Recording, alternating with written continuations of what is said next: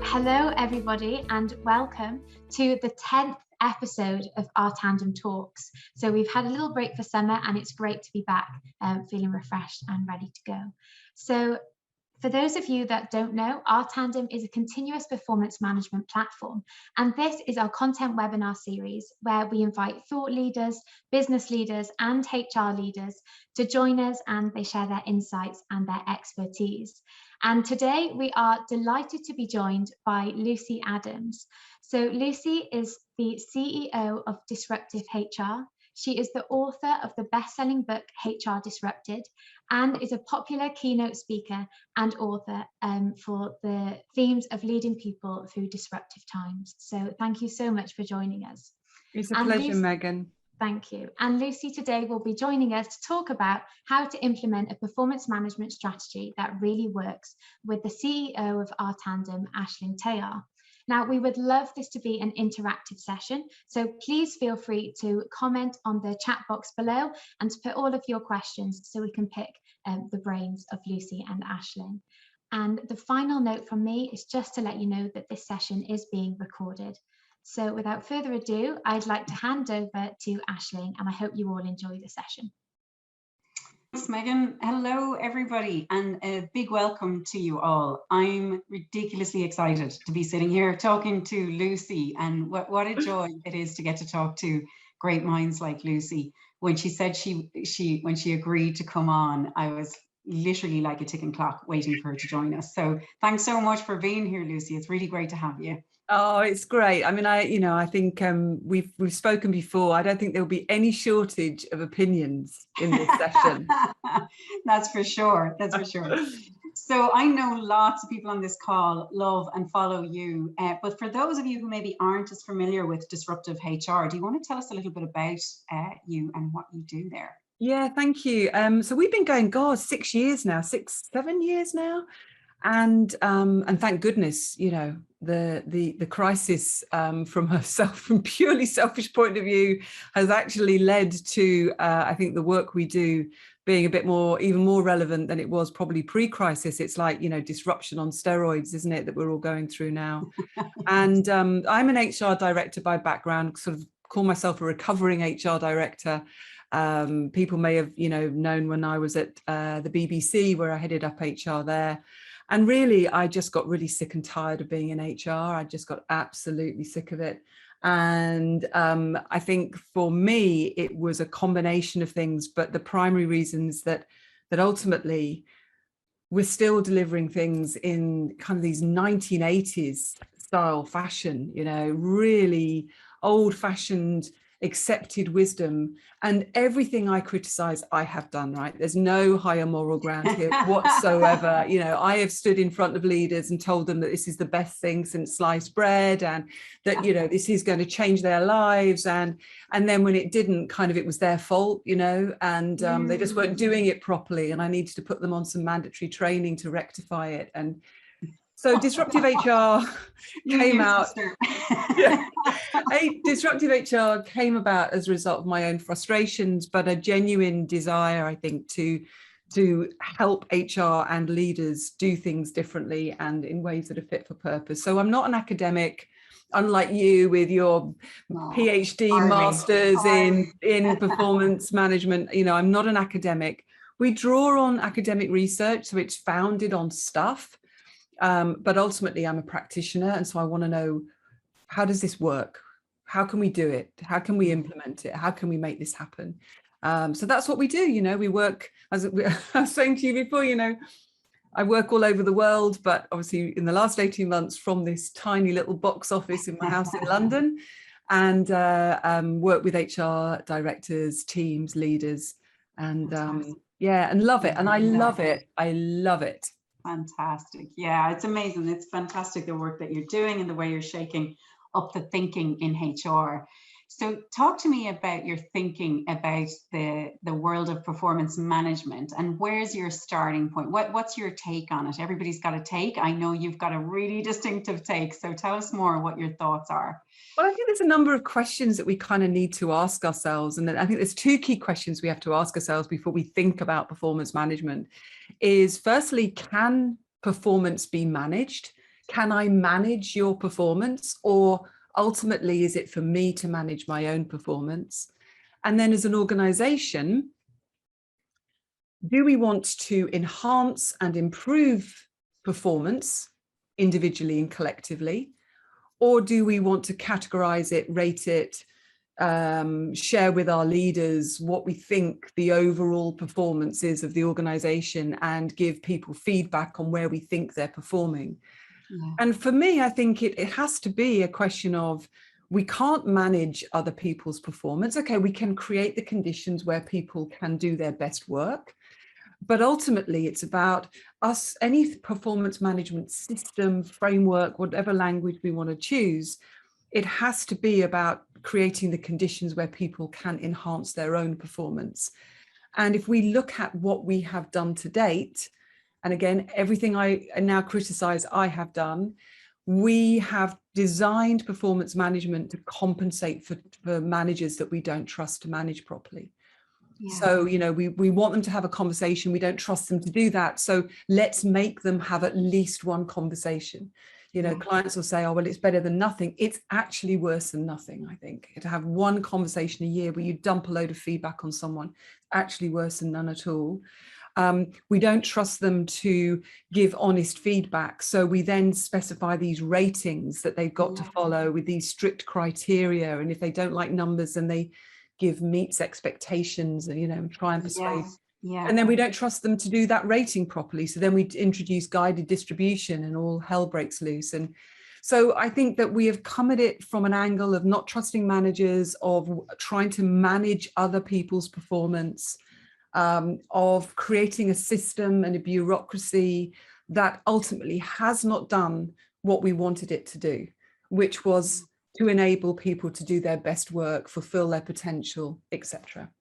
Oh, it's so true. I feel like in HR, we often, I say we as if I'm still there, but I still think of myself as a HR. Well, it's our tribe, isn't it? You know, it's our gang. It is. Completely. But I feel like we deal with the worst outcomes of the experiences. So when an employee wasn't managed, when an employee has to be exited from the business, or these things, and then we put in all these things to try and mitigate that we never meet that situation again, you know. Completely. You know, we often kind of talk about this parenting that we do in HR, and kind of, you know, one of our approaches is what we call our each model, which I think is hugely relevant for what we're talking about today, and that stands for employees as adults, consumers, and human beings. And if we just look at the employees as adults, a lot of what we do is parental in organizations. We try and do stuff for them with a kind of, the HR as the nursemaid, the caring parent. But we also have the critical parent, which is, let's design a system around the lowest common denominator. And as you rightly say, it's like, well, what about if somebody's not performing? We need to have documentation. And yet we know that it's not the best way of handling it, but also, you go along, you know, your manager's saying, oh, I'm sick of this person. They're driving me mad. They've been driving me mad for 2 years. I want them out. And you go, right, well, let's have a look at their performance records. And it says, you know, thank you for another stellar year. You know, it's like, seriously?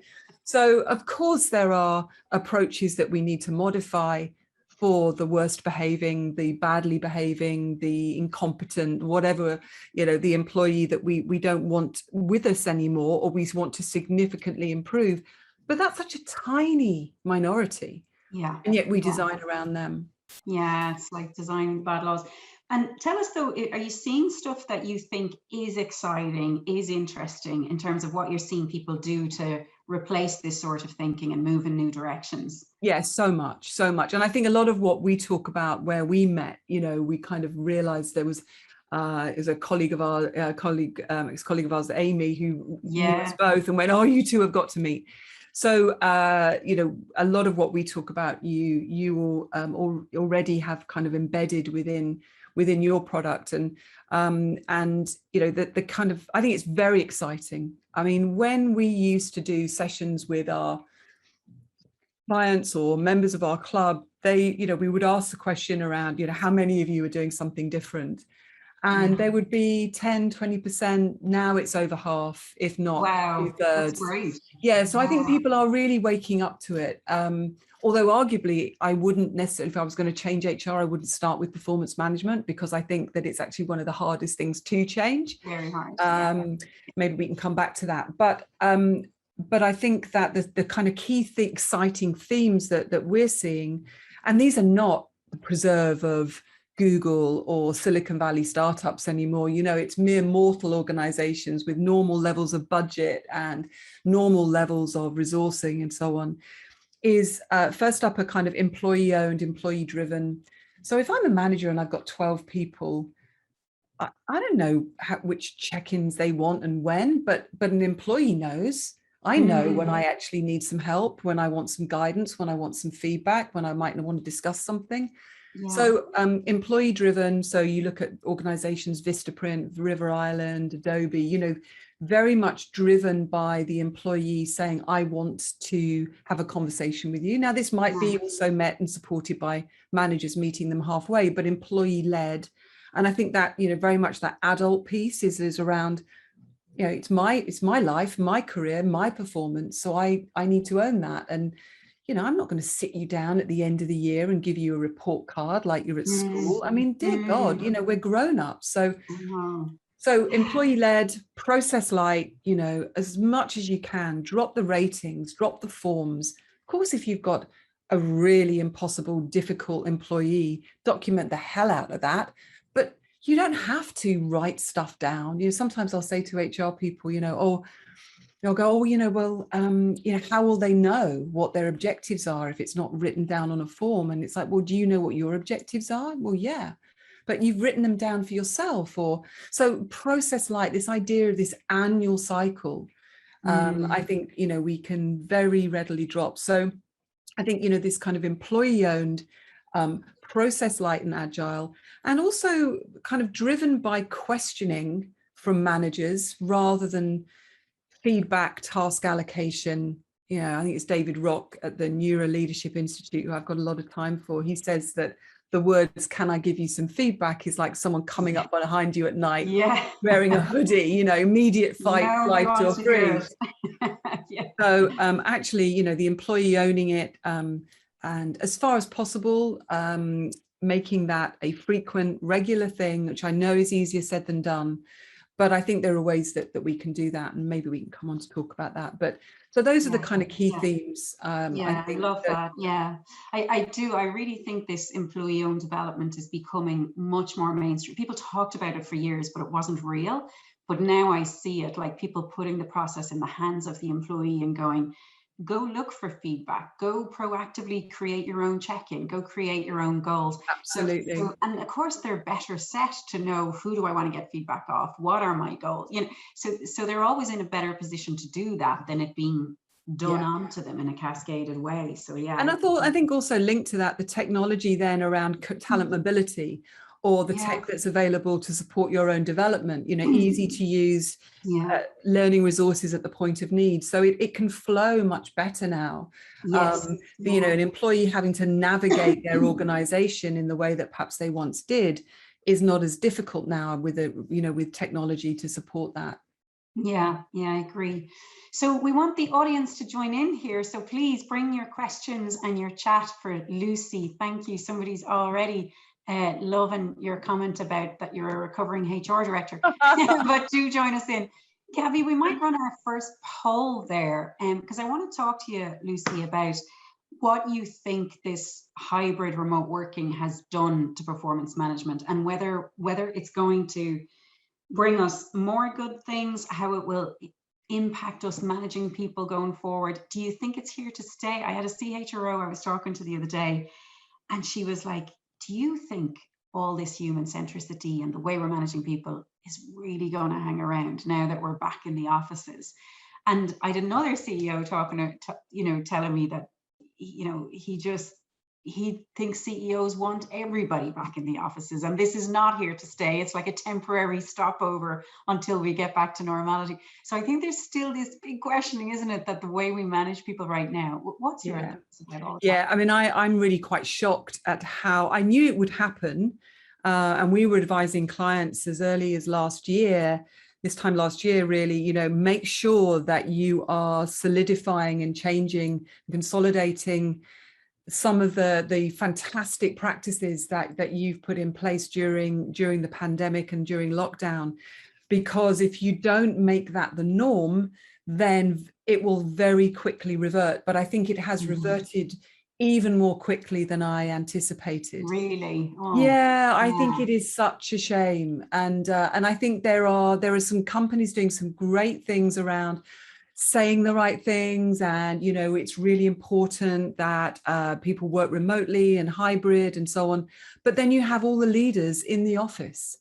So it doesn't matter what you're saying. Ultimately, eventually people will realize that, you know, at the BBC, we had the kind of, you know, Elizabethan court, or the court of Henry VIII, you know, wherever the leaders were, there was a group of people that would kind of follow them around, and reflecting around them. yeah, exactly. And I think that what we'll see is that, yeah, you know, even if I've got the capability and the capacity to work, you know, remotely, if my leaders are all in, then actually I'm going to realize that the important work happens there. I need to be seen. We know that there is a discrimination of proximity. We know that actually people who get seen more tend to get the better roles and so on. So I think it's a real shame, and I think we could have done more with it. That's not to say there are some amazing companies doing some great stuff around hybrid, so Standard Chartered, Telefonica, etc. So yeah, and I think some of our crowd here some of them are booking the trend for sure. So we've asked them the impact of hybrid working required to modify your performance management strategy, and 18% saying yes, they already have modified their strategy, and 57% saying yes, but we haven't made any changes yet, so it's coming, and 25% saying no, it's still working for us. There's some comments and questions pouring in, so I'm going to go to them now, Lucy. So Angela, thanks for your comment. Some senior execs of some very well-known firms are now telling people to get back into the office or look elsewhere. Oh, that's grim, isn't it? Flexibility is on their terms. Yeah, I think there is some CEOs who enjoy the fact that people genuflect around them in the office and they can't resist the urge to get them all back. I think that's sad, but true. And also, I think you have this attitude of, I want to see people, because there's lack of trust still. So, you know, whereas what we encourage leaders to do is to manage via outputs, manage via results, use this tight, loose, tight approach, tight on expectations and outcomes, loose on how they deliver, and then tight again on accountability. Actually, a lot of leaders really struggle with that. And so I want them where I can see them, because then I know they're doing stuff. And oh my God, you know, again, I just think that's unacceptable for leaders in the current climate. We proved how trustworthy we were, how adaptable we were during the crisis. And if you have someone you don't trust, deal with it, but don't apply that to everybody. Okay, some more questions in from you. So there's one for you here, Lucy, and it's just come off my screen, but let me get it back. Okay, she's the head of HR, Emma, head of HR for a beauty brand called the Inky List, growing company. What's your view on linking performance and bonus? So I think the whole bonus discussion is a whole other topic, and it's such a shame that we have such an adherence and this absolute being wedded to individual bonuses, when again we know that they don't actually work as a key driver of performance, and actually they drive behaviors that are not the behaviors we need in a disrupted world. That being said, I think that if you can move away from ratings, and you are having the frequent check-ins, and you don't have this big set piece of feedback, and let me tell you what you are and what number you are, I think what we're seeing is managers owning and having greater levels of discretion over merit increases and bonuses, which is how it should be, right? Because ultimately your manager determines your rating. The rating determines your bonus. So just cut out the middleman and just allow the manager to determine the rating. If we're nervous about doing that because we don't trust managers' capabilities, there are things we can do around calibration to support that. And I think we can really add some value there instead of having a calibration session and a complete bun fight over what rating someone is, which adds no value at all. We can have a calibration session about what they're intending to pay and what bonus they're going to give before they do it, which looks at market rate.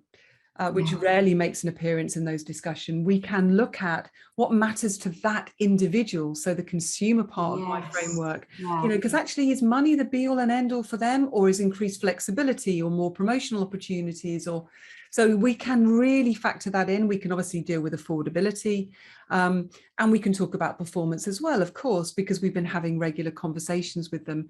So I think that performance does play a part in bonuses and merit if we have to have them, and most companies still do. But I do think we can broaden that conversation out and make it a much richer one. Yeah, I'm seeing lots of people moving away from kind of classic traditional calibration into much more people days, which is kind of where you were going with focus on that consumer element of what does this person want from the organization. Absolutely. And looking at what are the things to accelerate that person's performance. And I love where it's going, because it's almost like we're getting people now to compete with their personal best as opposed to competing with each other in the way that completely. And we get, feedback sometimes of, oh, well, people like to know where they stand relative to each other. And if you haven't got a rating, I think, that's a really uncomfortable position for us to be in, because ultimately, is that the kind of people that we want? I mean, ultimately, does it matter if you're a 3 and they're a 2.5 or whatever it is? Is it not actually about coaching conversations, which is telling them how valued they are, how amazing they are if they are, but also encouraging them to, as you say, compete against their personal best, as opposed to where do I stand relative to other people in the organization? Yeah, I agree. Lots of comments pouring in here, Lucy. So lots of people agreeing with you on the execs, role modeling what they want to see in terms of people coming back to the office and trying to make up for their leases and so on.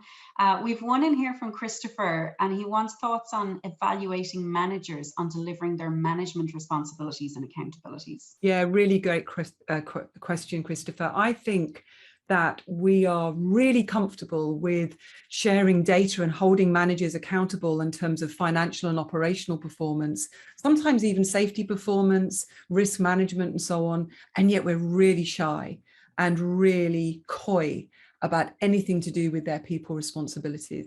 And I think that unless we are able to hold managers accountable for how they create an environment where people can do their best work, then we are going to struggle to get this on the agenda. So I love what SAP do, where they have, they say, basically, we want you as a people manager to do 3 things. We want you to coach your team, show appreciation, lead with trust. 3 really simple things: coach, appreciate, lead with trust. And we're also going to measure, not on the basis of some spurious assessment and diagnosis and psychometric that we'll do around you. We're going to ask your people, what do they say? So we're going to ask someone with a regular pulse survey, do you feel that your line manager appreciates you? Do you feel that you're coached to do your best work? And do you feel you're given the autonomy to do the job that you were hired to do and to improve?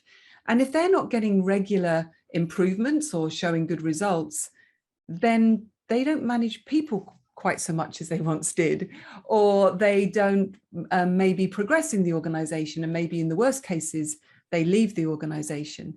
So I think that they really need that people management accountability. And we can only get that through asking their people. Yeah, I agree. And I think there's some of our clients are doing some really progressive work around this, where they have like leadership effectiveness metrics, and they're looking at the surveys and what people are saying, but they're also looking at the architecture of the deal that these employees are creating. Like, how frequently are they checking in, and are they of high quality, those check-ins? Are they giving regular feedback, and is that of high quality? Are there people developing and promoting out of the air? So they have all these really insightful metrics that sit side by side with the survey results, so they can almost kind of balance it out and go, well, you're doing all the right things and your people are saying all the right things, so we can see that you're progressing. And it's a lovely model around, yeah, you know, let's not wait to hear, you know, once a year what people have to say, but let's actually measure on an ongoing basis the activities that you're driving to create that atmosphere on your team. It's really nice. Angela's agreeing with you here on, she doesn't believe people want to be rated based on their peers. They want to be rated fairly on their behaviors and outputs. So again, I'd probably challenge that, Angela, and apologies for kind of coming back on that. But, you know, I think that if we look at the role of rating in driving better performance, I'm not sure it does play a role. I think what drives better performance is the conversation, a regular conversation. Whereas, you know, unless you're getting the top rating, if you're getting meets expectations, you know, for 4 years, 5 years in a row, I'm not sure that does give you a huge boost. Pretty uninspiring stuff, right? Yeah. I tend to agree. I think the conversations are of more benefit to actually driving the performance forward as opposed to the rating itself. Okay, another question here from you, from Charis. I think I'm saying your name wrong, apologies. But what are your thoughts on team? Ooh, it's disappeared. There's so many jumping in here. It's actually disappeared. Hold on. I can see it on team performance feedback and recognition. Yeah. I think this is it's probably something that I missed out, Charisse, and from when I was talking about the key trends, because I think this is a fantastic opportunity to drive performance. And I think it's again for HR to coach leaders and managers to run team feedback sessions, not as the person that's telling them how they've all done, but to facilitate that peer-to-peer feedback by starting with criticizing or critiquing their own performance. I remember, you know, watching the News at 10 team, and they were brilliant at this. They would have a team review after the end of every show, so about 25 past 10. They'd come together, you'd have the newsreader, the editor, the graphics guys, etc. And they would all sort of just huddle around on the, you know, filing cabinets or whatever. But the editor would start by critiquing his or her own performance and say, you know, I really wish I hadn't led with that Channel 4 story. I wish I'd gone with that story, because I think that was the better one to take. But what they did, you know, this kind of psychobabble of psychological safety, but what they were doing was making it okay to critique yourself. Yeah. And it was a fantastically high performing team. The Red Arrows, weirdly, use this technique as well, whereas the team leader starts by criticizing his or her own performance. And I think we can help coach that, because I think it's a massive opportunity. Yeah, I think when the leaders show vulnerability, then people feel that bit safer to come forward. So completely, and it's a lovely technique. It's amazing, isn't it? You know, we kind of, as leaders, we think we have to have the answers, be stronger, bigger, better than everybody else. Whereas the strong leaders, the great leaders I've worked with, both in a corporate life and now, are the ones who have that humility, who are prepared to make themselves a little bit vulnerable. And I think it's a lesson that leaders, that we can help them learn. And even if we just show them that Brene Brown thing on Netflix, just show them that, you know. I showed my husband that, and I said to him, look, I know you want to watch the football, and the idea of sitting down and watching an hour and a half from a woman who's a psychologist and human behaviorist, you know, is probably not your idea of fun. I said, but after 15 minutes, you can turn it off. He watched the whole thing. He cried. He laughed. Amazing. So I would recommend that to anybody about, you know, vulnerability, just sharing that with their leaders. Yeah, that was a brave move now, taking the football off your husband for that one. I admire where you're going there. Okay, Andrea is asking you that she'd love to hear about what is a proper performance evaluation, in your opinion. It's really difficult, isn't it? Because we suffer from rater bias. Okay, so as soon as we... I make my husband watch it too. Sorry, I'm just looking there. Oh, and by the way, Aisling, there's also some questions coming up in the Q&A bar as well. So I don't know if you can get that up as well. So nice one, Fiona. It's brilliant, isn't it? So first of all, I think before I kind of answer that question, I think, why are we evaluating it? What do we need to evaluate it for? Are we evaluating it to get to the truth? I think that's really hard, because particularly if we're putting widgets into boxes and we're doing it accurately and we're doing it faster than the person next to us, then that's easier to kind of evaluate whether someone is working effectively, who's doing a good performance, who's not doing as good performance. But there are so many other factors, aren't there? So the minute we get into evaluating, we know that we suffer from recency syndrome. So we'll tend to kind of evaluate what they've done recently. We suffer from centrist syndrome. So we don't want to kind of give them the worst or the best. So we kind of end up with this soggy middle. We end up with halos and horns syndrome, where we tend to kind of either just, they can't do any right, they can't do any wrong. And I think we end up, kind of importing this rater bias. And if you're interested in this, have a look at the Marcus Buckingham site. He's brilliant on this and has huge research into why ratings just are meaningless. Yeah. If we're going to evaluate in terms of helping someone and coaching someone, then I think what we're looking at is multiple sources. And the more that we can encourage the employee to get those multiple sources.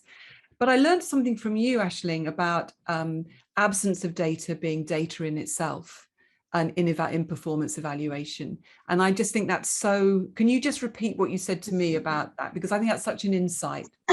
Yeah, excuse me. Sorry, I'm losing a bit of voice. Just when you're having a choking fit. Yeah, we have some analysis in Tandem. When people give you feedback, we can analyze kind of the trends and patterns around your feedback. And we're very hard on this idea that nobody wants to rate you down feedback. If you ask a peer, particularly, how's my teamwork? No one's going to say, do you know what, you're a terrible teamwork, because it's just going to destroy the relationship. Like, how do you go for a drink after that together? Yeah. So we're very much of the opinion that actually give people an out, that they don't have to rate you down, but absence of data tells you as much as data yourself. So instead of kind of making people rate anybody, we kind of give them a selection of things to choose from, and they pick the one that resonates the most with them. So it could be your values. It could be like, do you find Lucy collaborative and bold in her leadership and all these things? And people pick the things that resonate most with them, but then we see the things that they don't pick for Lucy as well. And that tells as much of a story as the things that they do, particularly when you get mass data. You get 10 people giving you feedback. Suddenly it's a bit of a trend. It's not just, we see people in the system like, and they're 50 feedbacks in, or they're 80 feedbacks in. There's very clear patterns form around them. And the beauty of that is they can look and go, nobody sees me as a leader. So maybe I need to work on that if I want the team lead role. Maybe that's something I need to start influencing perception around. Because possibly I'm perfectly capable of being a leader, just other people, I haven't influenced other people to see me that way yet. So it's kind of about a little bit about managing your personal brand too, because I think in corporates, a lot of people get caught out by that. They have innate skills. They're not actively showing off these skills, and then people just brand them a certain way, and they're left with this label that they never chose to have. So it's kind of putting a bit more empowerment back into the person's hand to go, carve your own label for yourself. If you're going to be known as something, you decide what you're going to be famous for. Yeah. So tons of questions pouring in here. I'm just kind of, so we've one more poll, Gabby. Maybe we'll run the next poll, because we really wanted to get this sense of, there was a lot of discussion during the pandemic, and certainly a lot of the work we did in performance was about bringing human centricity back into performance, and really trying to take a more human-centric approach.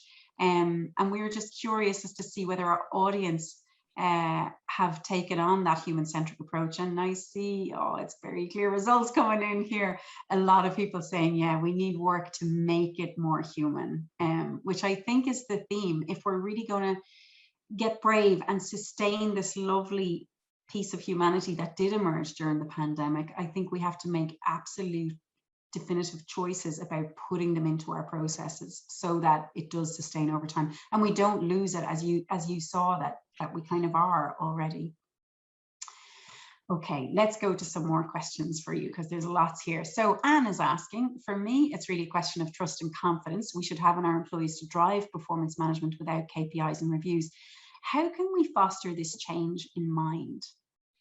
Yeah, and it's tricky, isn't it? Because if we're going to have leaders starting from a position of trust and assuming good intent, that needs them to give away some level of control. Now, that could be HR leadership giving away some level of control.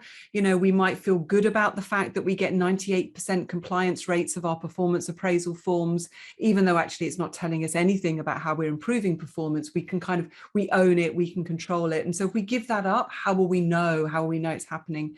So it's scary to move to a more adult to adult, starting from a position of trust. I think there's no, this is a huge topic, and so I'll try and be really quick on this.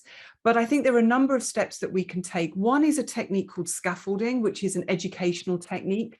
So the equivalent I'd give you is, imagine you're teaching your child to take the stabilizer wheels off and ride their bike. You don't go from stabilizer wheels to just pushing them and often waving goodbye, because that would be negligent. But you don't keep the stabilizer wheels on, do you, either, until they're in their 30s. You run alongside the bike, holding the seat and the saddle, the handlebars and the saddle. You then hold the saddle on its own. You then run along the side, and then eventually they're capable of. So what you're doing there is scaffolding. You're creating the space for them to have a try with something that, where they, if it goes wrong, it doesn't damage their confidence, it doesn't damage their finances, it doesn't damage the reputation of the business, but you allow them to try it out.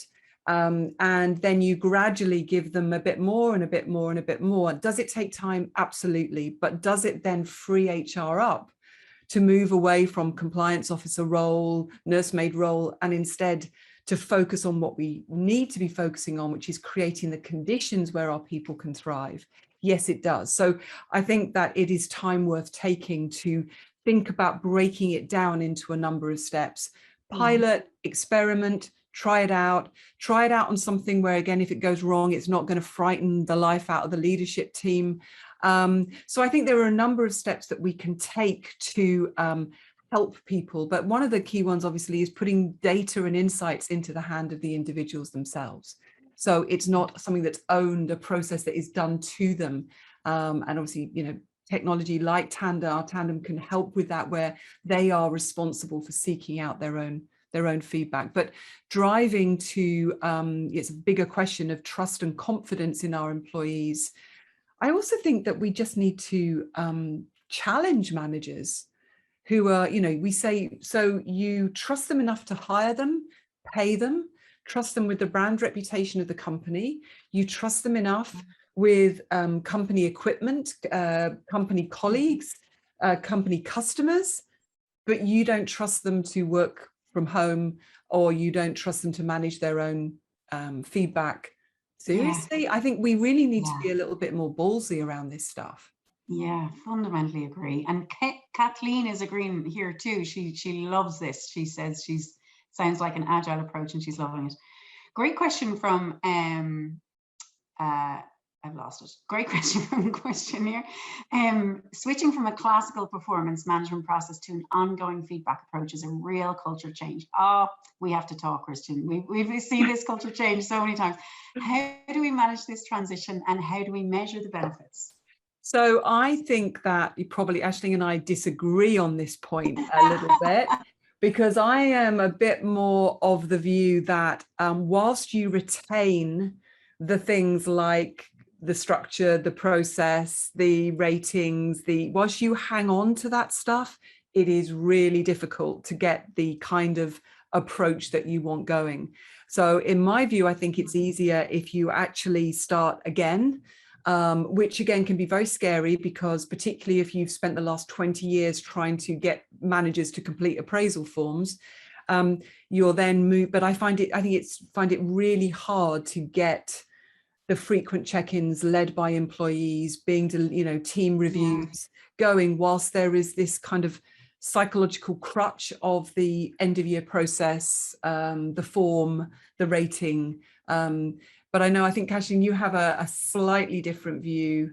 Well, I mean, in an ideal world, I'd love it if people switched off one way and turned on another the next. I suppose my experience is more often the opposite, where we work with kind of large-scale enterprises who have it built into works councils, agreements, contracts. It's a massive project to switch off what you have today.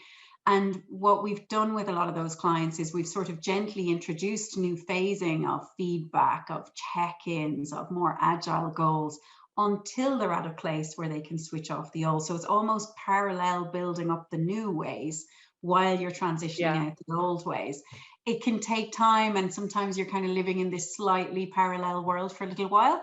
But what's interesting is how you introduce it. So, you know, if you say we're bringing in feedback practices and it's going to fill up the traditional performance review, forget it. We see no engagement on the feedback tool. It's like nobody uses it, or they only use it for happy, clappy stuff, you know?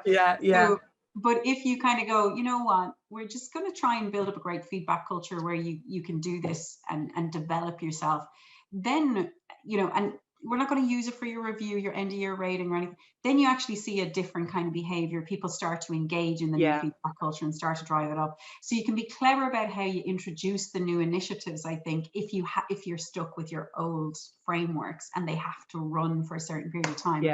But the vast majority of our clients, like, they try and rid themselves of the old, like, over an 18-month, 2 year. Some of them it's taken a 3-year journey, but for the most part. And it does take time, doesn't it? And, you know, sometimes our clients will say, oh, our leaders have said they want to change it and when we need it changing in 3 months. And it's like, well, you've spent, you know, 50 years building up this process and now you want to kind of change it in 3 months. So it might take a little bit longer than that.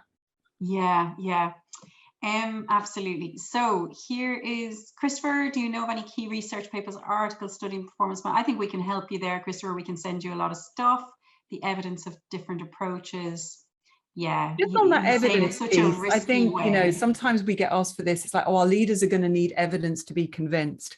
I don't think data and research actually convinces anybody. I think what you need is some shock and awe data to make them wake up. So KPMG found that over 75% of their people have had the same ratings for the last 5 years. That was a wake-up call, because it was like, oh my God, so this is about differentiating performance, and actually it's not. It's just everybody getting what they've always got. Deloitte famously did the 2 million hours. So I think you can get some shock and awe data. Think like marketeers. Shock and awe data to make them sit up and take notice. But then appeal to them on a human level. You know, when did the appraisal form and the rating, how does that actually enhance your performance? Get them to kind of reflect on their own performance. What were the things that made you improve your performance? Chances are it will have been a mentoring session from somebody that they admired. It will have been getting feedback from a variety of colleagues, but in a very informal, in the moment way. So you begin to kind of shape it. So I think I would avoid going for too much research. And I think sometimes we just assume if we haven't got the data, I think we can actually push back and go, is it really working so well now? Could we not have permission to explore that there might be something different? Even in a part of the business, you know what I mean? You don't have to go all out. You can just take a division or a country. Well, in fact, absolutely don't go all out. Try it out. Try it out somewhere. We had this one client and they experimented with 3 different performance management strategies across different parts of their business. And they parallel tracked it all, ran them out. Now it's a lot of work, but they had 3 completely fundamentally different performance management strategies. And, you know, they went with Tandem globally in the end. But it was a really interesting experiment, I thought, to try the world with ratings and tech, with no ratings, no tech, with tech, you know, so all sorts of, and they just had great learnings out of it. They've just won a couple of awards for their work in it too. So they definitely did something right. Conscious of our time because we're nearly at an end. Oh my God, that has flown by. I've loved it. I hope people have enjoyed it, listening to it. I hope so. And I've missed out so many questions and comments. I'm sorry, folks, just so many. Can I just very quickly, because Lorraine asked the question about what would you change first in HR? I'd made the point about. So I think about the moments that matter. What are the experiences that define you and who you are? And then look at those that are really not in alignment with your values, with your customer external proposition, and choose those. And maybe just knock off some of the ones that are easy. Onboarding is actually quite an easy one to do, because it typically is a small group.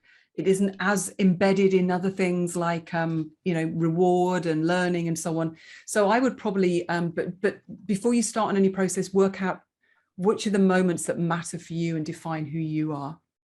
Yes, well said. And I really think it's so true that so many of the moments that matter are hitting the employee experience every day, and they're fixable, they're changeable, and you can actually, I know these sound like scary topics, but when you break them down, you can change one piece of the experience. You don't even have to radically change the whole performance management.